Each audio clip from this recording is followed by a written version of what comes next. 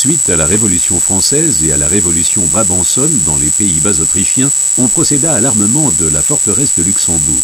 Celle-ci fut pourvue de moyens de défense.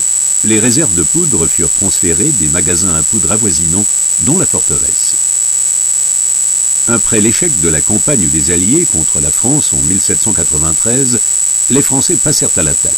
Le Luxembourg se trouvait de nouveau en danger.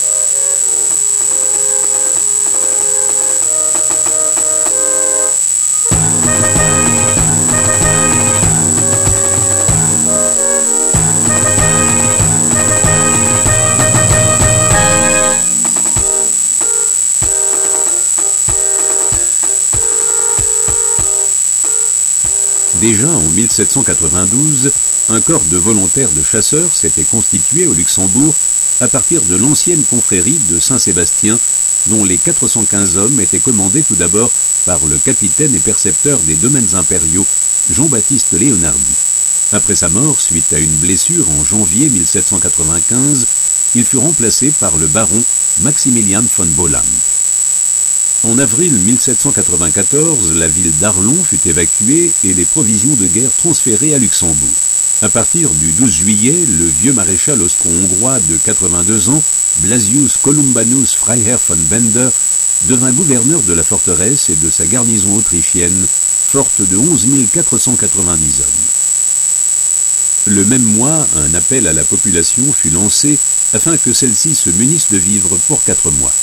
En même temps, l'exportation de vivres fut interdite. En outre, les troupes de couverture furent ramenées de plus en plus près de la forteresse. Toutes les maisons furent inspectées et une pièce sur 5 réquisitionnée pour loger des troupes supplémentaires. Tous les habitants dont la présence n'était pas forcément nécessaire devaient quitter la ville. Un mois plus tard, l'ordre fut donné que les étrangers et les personnes ne disposant pas de suffisamment de provisions de bouche quittent la ville. Le 21 novembre, l'encerclement de la forteresse était terminé.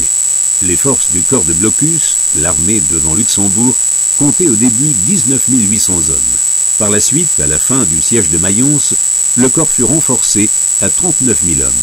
Il était placé sous les ordres du général Moreau, auquel à sa mort succéda pour une durée de 2 mois le général Humbert. Au cours de la phase finale du blocus, le corps passa sous le commandement du général Atry. La garnison aménagea des abattis et d'autres obstacles dans les vallées qui permettaient de s'approcher sans être vus de la forteresse. Les Français, de leur côté, commencèrent aussitôt à bâtir des retranchements pour bloquer toutes les voies d'accès et protéger leur propre camp contre les attaques. Peu à peu, les fermes avoisinantes et les magasins à poudre vidés furent incendiés. La garnison entreprenait plusieurs sorties afin d'abattre les arbres des allées pour empêcher qu'ils servent de couverture et se procurer du bois pour le feu. Les travaux de retranchement des attaquants furent gênés par les feux d'artillerie.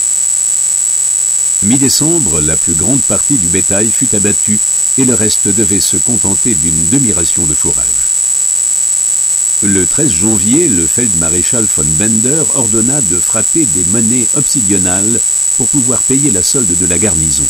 Une plus petite pièce, le sou, fut fabriquée avec le bronze disponible de l'artillerie.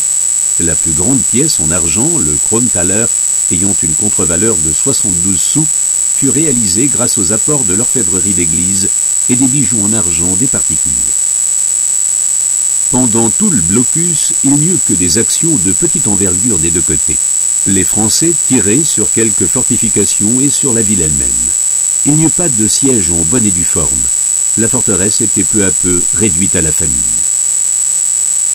Pour se protéger des bombardements, le feldmaréchal von Bender avait installé ses quartiers dans les casemates du Rocher du Boc. Le blocus dura jusqu'au 7 juin 1795. Ce jour-là, les documents de la capitulation furent échangés. Le jour suivant, les volontaires luxembourgeois déposaient leurs armes, brûlaient leurs uniformes et détruisaient tout ce qui aurait pu les identifier envers les Français. Le dernier commandant luxembourgeois, Maximilian von Bolland, fut recherché plus tard par les Français. Tous les jours, du 9 au 11 juin, une colonne autrichienne quitta la forteresse en direction du Rhin. Comme si de rien n'était, les deux commandants fêtèrent avec leur état-major le soir du 10 juin l'union de la République avec le Luxembourg lors d'un repas solennel prise au quartier général du général français Atry.